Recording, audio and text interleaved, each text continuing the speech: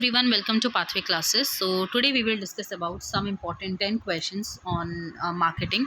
So ये management and commerce के लिए दोनों के लिए ही important है session, so that आपको यहाँ पर help हो जाए and this will be the part 1. अब मैं daily basis पे यहाँ पे 10 questions आप सभी के साथ discuss करूँगी and different parts हम complete करते रहेंगे, right?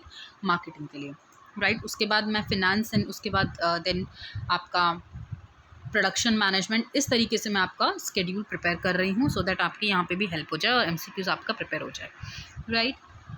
सो जो भी लर्नर्स है जो पहली बार अनअकैडमी के ऐप पे आ रहे हैं, मैं उनको बता दूं कि मैं स्पेशल क्लासेस भी आप सभी को प्रोवाइड करती हूं, तो आप लोग चेकआउट कर सकते हो सारे स्पेशल क्लासेस को अनअकैडमी के प्लेटफॉर्म पे। डिस्क्रिप्शन में लिंक आपको सब कुछ मिल जाएगा, तो do check out the description box so that आपको सारी क्लासेस का स्केड्यूल मिल जाए, राइट।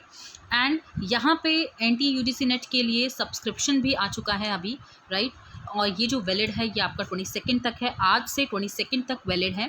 सो बेस्ट टाइम है कि आप यहाँ पे प्रिपेयर कर सकते हो अपने NTA एग्ज़ाम के लिए, NTUGC नेट एग्ज़ाम के लिए, बिकॉज नेक्स्ट मंथ एग्ज़ाम है। तो आप सभी के लिए बेस्ट ऑफ़र है कि 20% आप डिस्काउंट लेके ऑफ़र को वैलिडेट कर सकते हो। And this is my referral code जो कि आपको यहाँ पर स्क्रीन पर दिख रहा होगा, PKNET10 is my referral code जो कि आप सभी यूज़ कर सकते हो for the plus classes, right. So I hope ये आपको क्लियर है। सो जितने भी सेशंस हैं वो आपको सारे मिल जाएंगे, राइट। प्लस क्लासेस में बहुत अच्छे बेनिफिट्स मिल जाते हैं, जैसे आपको भी पता है अगस्त में बहुत सारे कोर्सेज ऑनगोइंग चल रहे हैं, MCQ सीरीज़ चल रही है, प्रीवियस ईयर क्वेश्चन चल रहे हैं, राइट। आपके क्रैश कोर्सेज चल रहे हैं जिससे आपको बहुत ज़्यादा हेल्प हो जाएगी, क्लियर। सो अभी हम आगे बढ़ते हैं क्वेश्चन पे। So our first question is stages of PLC is product life cycle, right. तो PLC के क्या क्या स्टेजेस होते हैं? Introduction, growth, accessible, maturity, decline and attitude. So यहाँ पे जो ऑप्शन हो जाएगा ये आपका हो जाएगा C ऑफ कोर्स। यहाँ पे आपका मैच्योरिटी आ जाएगा, राइट, इंट्रोडक्शन आ जाएगा, ग्रोथ आ जाएगा, एक्सेसिबिलिटी और एटीट्यूड आपका कट हो जाएगा और डिक्लाइन आंसर आ जाएगा, right.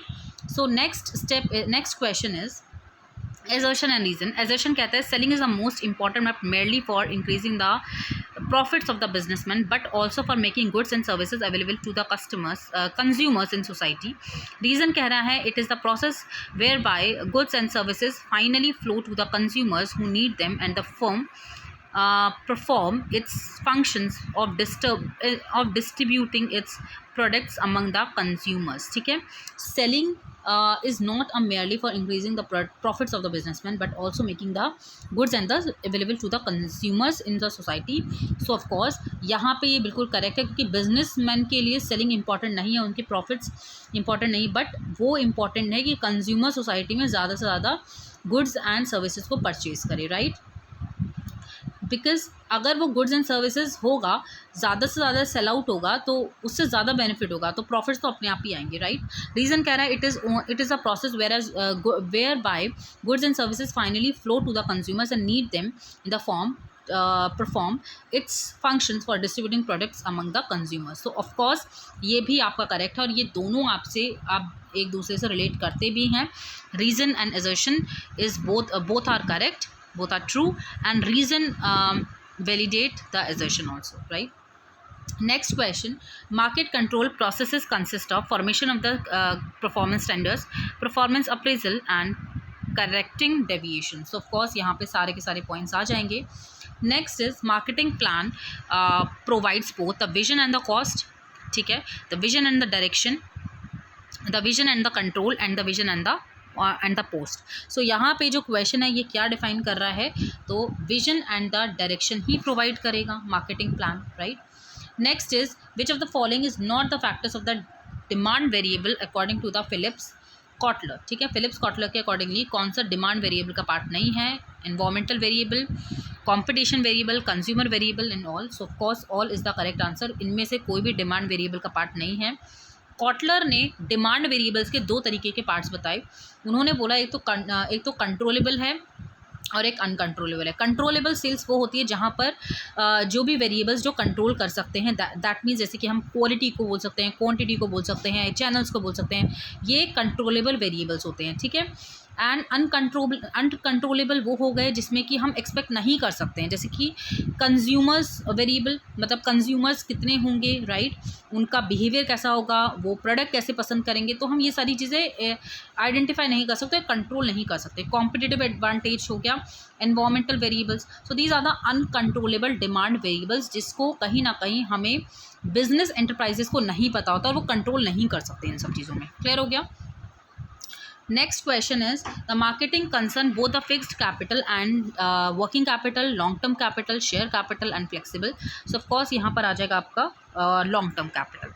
Next question is dash usually have intensive distribution of the sales of the product, tends to have a great or the direct relationship to their availability. So convenience होता है, specialty होता है, shopping होता है या unsought. So answer is convenience good. Convenience good is the correct answer, जहाँ पर directly relationship available हो जाती है with the customers. Next, which phrase best complete the statement of the key task of the marketer is to dash and to create perception among the consumers that the product is worth purchasing. So यहाँ पे first option है make product easily visible and available, promote sales of the goods, differentiate their products among the competitors and do the market survey. So of course यहाँ पे differentiate करना बहुत important है अपने competitor से, right. This is the main task और main important element जो कि हमेशा हर एक तरीके से बोल सकते हैं ऑर्गेनाइजेशन को डिफाइन करना आना चाहिए, राइट. मार्केटिंग को आइडेंटिफाई करना आना चाहिए. When the companies offer products in a small packages and charge a pay per use basis, so such strategies are a part of the regionalization strategies for the bottom of the pyramid, competing with the global companies and internationalization. So of course answer हो जाएगा bottom of the pyramid. Okay. Next question and the last question is which of the following point is responsible for the effective segmentation? Marketing segmentation, measurability होना चाहिए, easy होना चाहिए, easy and sustainability होना चाहिए, accessibility होना चाहिए. So answer is all. So I hope ये सारे क्वेश्चन सभी को क्लियर हैं, राइट. बाकी के सेशंस में मैं आपको कराऊंगी नेक्स्ट सेशन में, कल वाले. Thank you everyone, bye bye, take care.